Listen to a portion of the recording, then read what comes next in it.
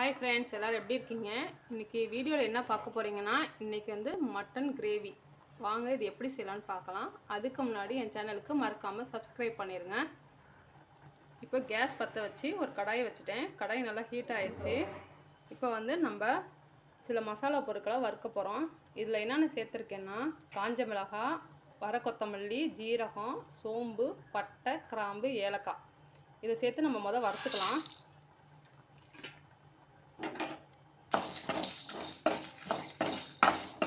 இதெல்லாம் உங்கள் காரத்துக்கு தகுந்தாப்புல நீங்கள் எடுத்துக்கோங்க.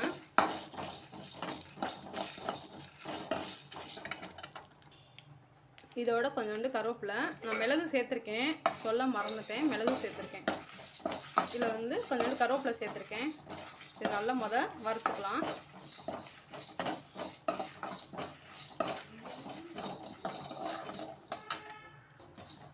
இப்போது இதோட கொஞ்சோண்டு கடைசியாக கசகசா சேர்க்குறேன்.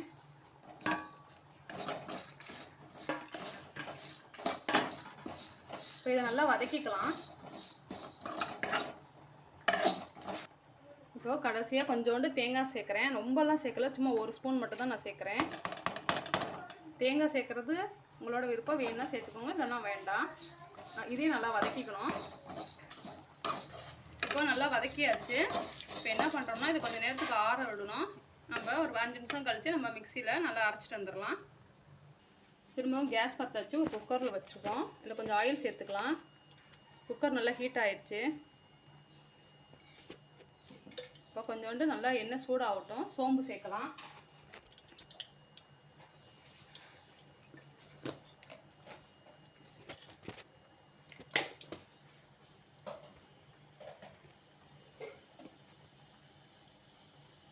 சோம்பு நல்லா பொரியணும்.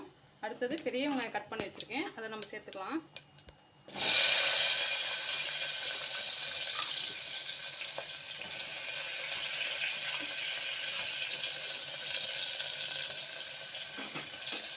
பெரிய வெங்காயத்தை நல்லா வதக்கிக்கலாம்.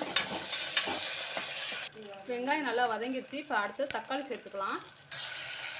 தக்காளி நல்லா வதங்கணும். இதோட கொஞ்சம் கருவேப்பிலை சேர்த்துக்கலாம்.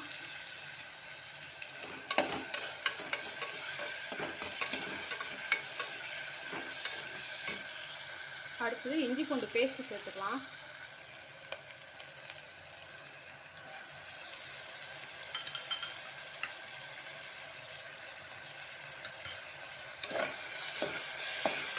இது நல்லா வதக்கிக்கணும்.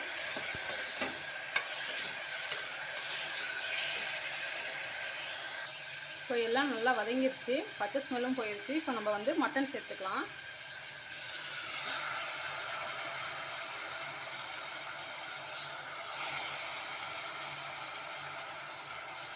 இதையும் நல்லா நம்ம வதக்கிக்கலாம். சேர்த்துக்கலாம். இப்போ நம்ம மஞ்சத்தூள் சேர்த்துக்கலாம்.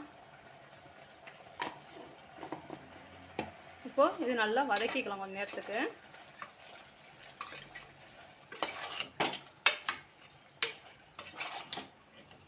இப்போ இது நல்லா ஆறிடுச்சு. நம்ம மிக்சியில் வந்து நீங்கள் பொடி பண்ணாலும் சரி, இல்லை நம்ம பேஸ்ட்டு மாதிரி அரைச்சிட்டு வந்தாலும் உங்கள் விருப்பம்தான். இப்போ வந்து நான் பேஸ்ட்டு போல் நான் அரைச்சிட்டு வந்துடுறேன்.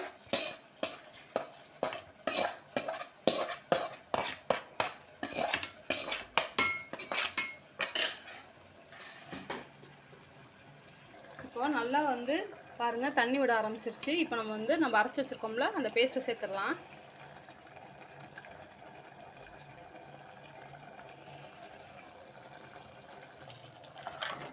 இப்போ இதை நல்லா வதக்கிக்கணும்.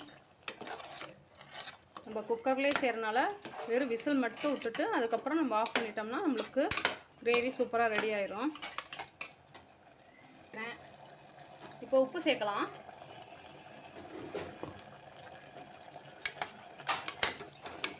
இப்போ நம்ம கடைசியாக வந்து நம்ம தண்ணி அரைச்சி வச்சுருக்கோம்ல, இந்த மசாலா தண்ணியெல்லாம் அதையும் சேர்த்துடலாம்.